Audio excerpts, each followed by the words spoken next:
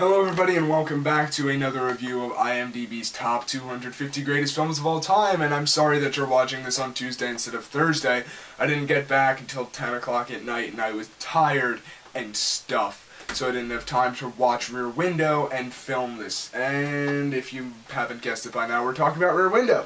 Came out in 1954 and is directed by Alfred Hitchcock, and it stars Jimmy or James Stewart. I'm going to call him Jimmy Stewart because it sounds better, and Grace Kelly, as well as Thelma Ritter and some other people. And if you haven't heard of it, here's what it's about. It's about a guy named L.B. Jeffries, who is played by James Stewart, or Jimmy Stewart. Okay. And he has a broken leg. He is confined to his apartment, and he takes to looking out of his back window into the courtyard and kind of watching the everyday happenings of his apartment complex and his neighbors and what they're doing. There's Miss Torso. She is a dancer. That's not her real name if you didn't guess, but she's a dancer and she's dancing in her apartment. There's Miss Lonely Hearts, who is just depressing to watch. She has dates with nobody and drinks herself to sleep at night. And then there's a guy across the street, or across the courtyard rather. He's a salesman and his wife is sick, and he notices some strange things going on, and sooner or later he begins to suspect that his neighbor is a murderer. Is he a murderer? We don't know, but we have to watch the movie to find out, and we kind of go along with Jeff and Lisa, who is his love interest and also in on his conspiracy, and Stella, who is his nurse from the insurance company. He's a photographer. He broke his leg while taking pictures on a racetrack. He was hit by a car, shattered his leg, so he's stuck in his apartment. And Stella is the nurse from the insurance company that is helping him out, you know, tending to him, all that fun stuff, because he's in a wheelchair. And the three of them are kind of out on this mission to find out, is this guy really a murderer? Is he a killer? And there's a police officer, I forget who plays him, but he's really good in the movie. And it's basically just a mystery. Now, it is really, really suspenseful. Hitchcock was not called the master of suspense for nothing, and this was one of his earlier really big films. This film came out pre-Psycho. It came out after Rope, which is actually ranked 250th. I really enjoyed Rope. I do want to go in depth and discuss that sometime, but that also starred Jimmy Stewart, and that came out in 1948. This came out in 1954. So it was really, really popular. Hitchcock was starting to get really, really popular, get a lot of notice, and it is, wow, it's a good movie. You know, I have to say, it is really good. I'm actually going to now read Leonard Maltin's thoughts on the film, see what he has to say. You can guess, it's probably going to be favorable. Rear Window, 4 stars. Yeah, you could have guessed that. I think it's deserving of 4 stars as well. One of Hitchcock's most stylish thrillers has photographer Stewart confined to a wheelchair in his apartment, using binoculars to pass the time by spying on courtyard neighbors and discovering a possible murder.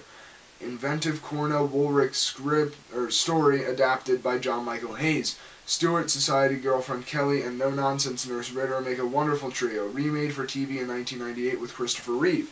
I actually didn't know that it was remade with Christopher Reeve, but that's very interesting. Christopher Reeve played Superman in Superman the movie in, I think, 78 is when that came out. Maybe it was 72. It was in the 70s.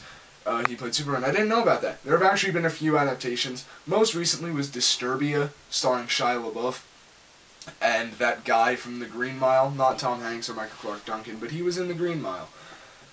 I never saw it. Not supposed to be a very good film. But this one is incredible. It's very stylish, as Leonard Maltin said. There's a lot of really cool stuff that goes on with the camera and how they shot the film.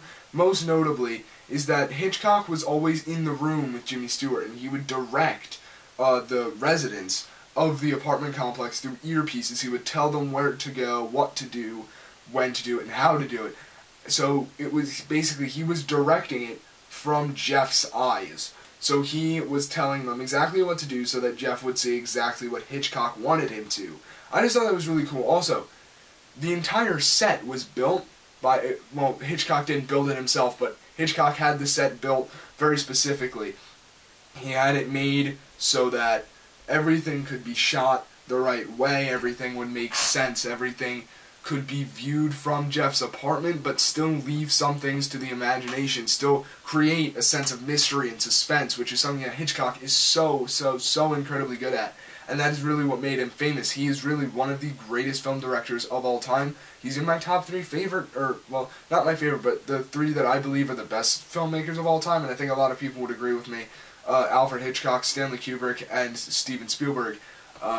You know, I think that they're all great directors. They've all made great films. Almost all their films are fantastic, honestly. But yeah, that's that. Now, one thing I really like is the way that it's shot from Jeff's perspective. There are quite a few perspective shots through the lens of Jeff's camera or through his binoculars.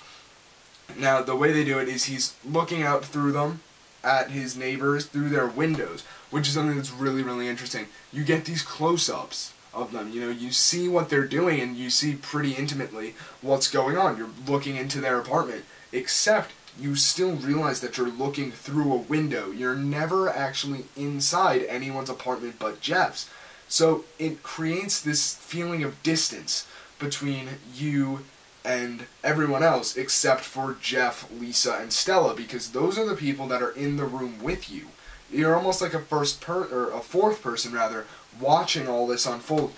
Whenever you get a close-up, you're looking through a wall or you're looking through a window, or there's one scene where, I'm not going to try to spoil it, but a character is doing something that might be bad, alright, and he opens up a bag and he's about to reach into it, but then he goes into the next room and there's a wall, there's no window in the room.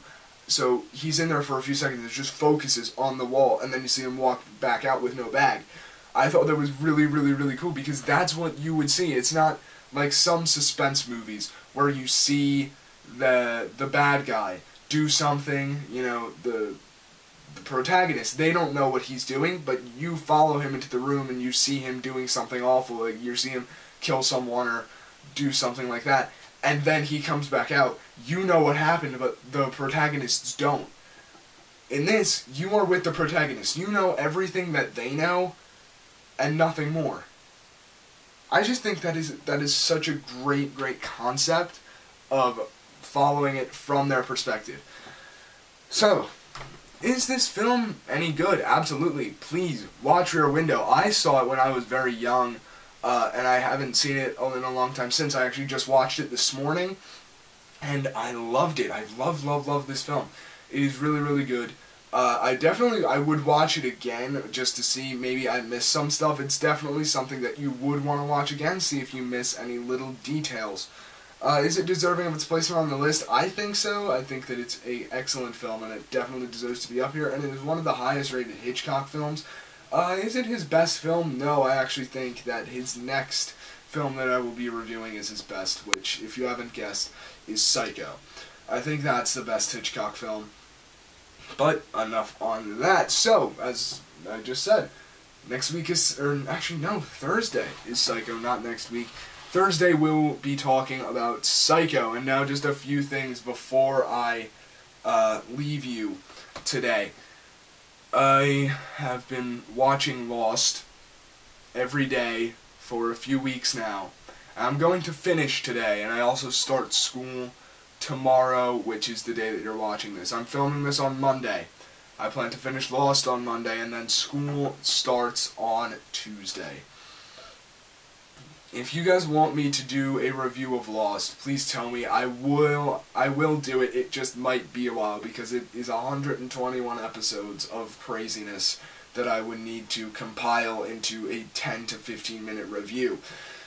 But if you guys want that, I will gladly do it. So next we're talking about Psycho. I look forward to discussing it, and until next time, this is Paul signing out. I'll see you in the next video, guys. Knocked over White Spy.